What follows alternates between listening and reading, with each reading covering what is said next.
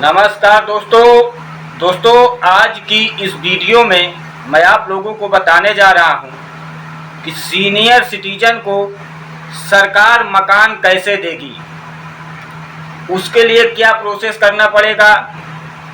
पूरा डिटेल आप लोगों को इस वीडियो में मिलेगा, क्योंकि मैं एक इसके पहले वीडियो बनाया था, उसमें ढेर सारे कमेंट आए हुए हैं कि सर जी हमारे पास रहने के लिए घर नहीं है।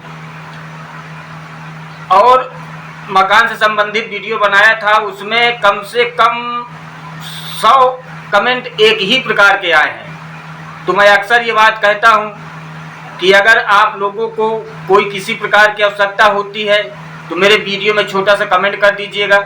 छोटा मैटर रहेगा तो मैं उसे कमेंट में ही सॉल्व करूँगा, और अगर बड़ा मैटर रहेगा तो वीडियो के एक पैकेज बना करके आप लोगों तक पहुंचाऊंगा। तो ये बहुत बड़ा मैटर है, क्योंकि कई लोगों का एक ही तरह का कमेंट आया है, तो मैं इसलिए एक वीडियो का पैकेज बना रहा हूं। और ये तभी संभव है जब आप लोग मेरे चैनल को सब्सक्राइब करके बेल आइकन को ऑल पर सेलेक्ट रखेंगे, जिससे कि आप कोई क्वेश्चन किए हैं और आंसर रूप में मैं वीडियो का पैकेज बना करके डालूंगा। तो अगर आप लोग मेरे चैनल को सब्सक्राइब करके बेल आइकन को ऑल पर सेलेक्ट रखेंगे तो जैसे ही मैं वीडियो डालूंगा सबसे पहले नोटिफिकेशन आप तक पहुंच जाएगा।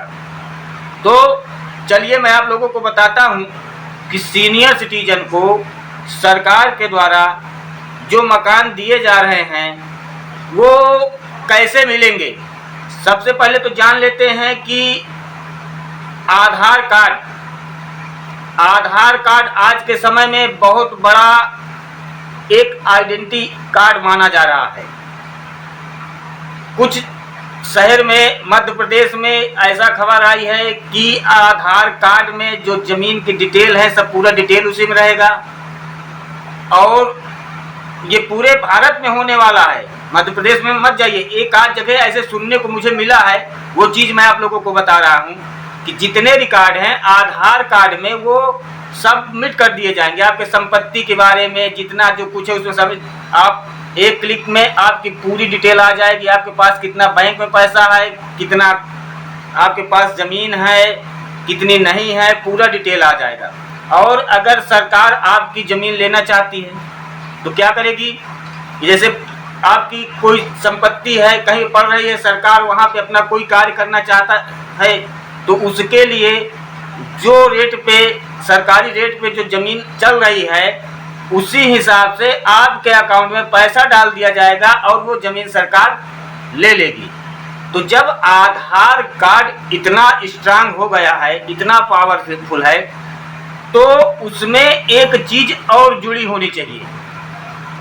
वो क्या होनी चाहिए कि आय, इंसान की कितनी आय है, और जिनकी आय निम्न वर्ग आय में आ रहे हैं, जो जिनकी उम्र 60 वर्ष ऊपर हो रही है, उनके पास कोई कमाई नहीं है, देखभाल करने वाला कोई नहीं है, क्योंकि आज के समय में कोई बच्चा किसी भी अपने माता पिता का बहुत कम देख रेख करता है, क्योंकि शादी ब्याह होता है तो चला जाता है, परदेश निकल जाता है, अपने बच्चों को पढ़ाने लिखाने में ही समय व्यतीत करता है, वही पैसा नहीं पूरा कर पाता है। बहुत होगा तो वहाँ से एक बार फ़ोन कर लेगा, आप कैसे हैं कैसे नहीं हैं, उनको उनके ही हाल पे माता पिता को छोड़ दिया जाता है।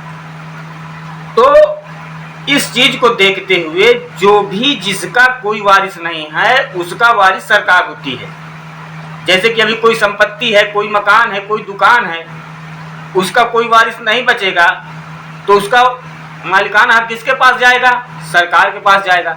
तो ठीक इसी प्रकार जिन सीनियर सिटीजनों के पास कोई इनकम नहीं है, कोई आय नहीं है, उनके पास रहने के लिए छत नहीं है, तो आधार कार्ड में इसको भी आय होना चाहिए।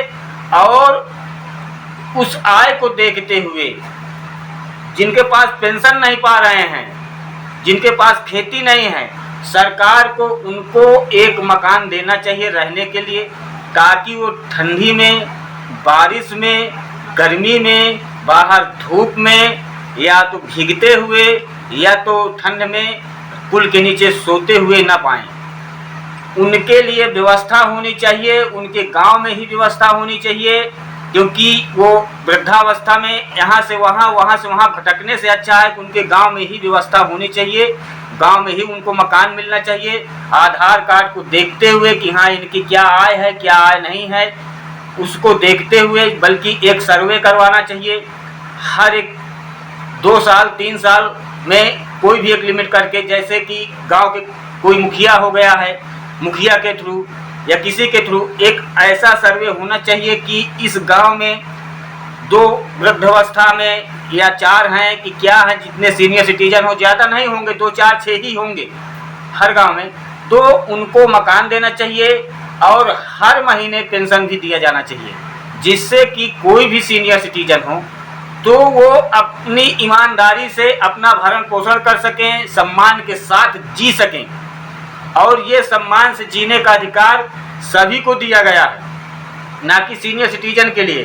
तो अगर वो सीनियर सिटीजन हैं तो उनको भी सम्मान से जीने का अधिकार है। उनके पास कोई कमाई नहीं है, सरकार कर रही है, पेंशन रूप में कुछ उनको पैसा दिया जा रहा है, पर वो पर्याप्त नहीं है।